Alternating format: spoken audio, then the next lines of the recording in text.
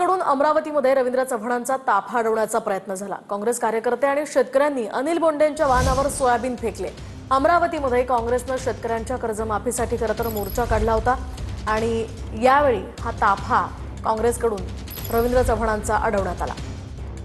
काही काळ आमने सामने आले तर त्यानंतर आता आपण एकीकडे काँग्रेसचा मोर्चा सुरू असताना दुसरीकडे भाजपचे प्रदेशाध्यक्ष रवींद्र चव्हाण यांची या ठिकाणून एंट्री झाली। त्यानंतर काँग्रेसचे कार्यकर्ते आक्रमक झालेले आपण दृश्यांमध्ये या ठिकाणी बघू शकतो। सोयाबीनचे झाडं जे आहे ते रवींद्र चव्हाण यांच्या ताफ्यातील वाहनावर या ठिकाणी काँग्रेसच्या कार्यकर्त्यांनी आणि मोर्चातील पदाधिकाऱ्यांनी जे आहे ते फेकलेले आहे। दुसरीकडे भाजपचे खासदार अनिल बोंडे यांच्या वाहनावर देखील जे आहे ते सोयाबीनचे झाडं फेकले असल्याच्या जे आहे ते समोर आलेलं आहे। तणावाची संपूर्ण परिस्थिती सध्या आपल्याला या ठिकाणी अमरावतीच्या पंचवटी चौकामध्ये पाहायला मिळत आहे।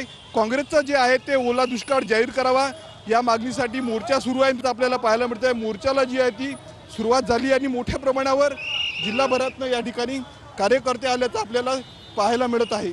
कॅमेरामॅन अनिकेत दातोंडेसह मी स्वप्नील उमाप, TV9 मराठी।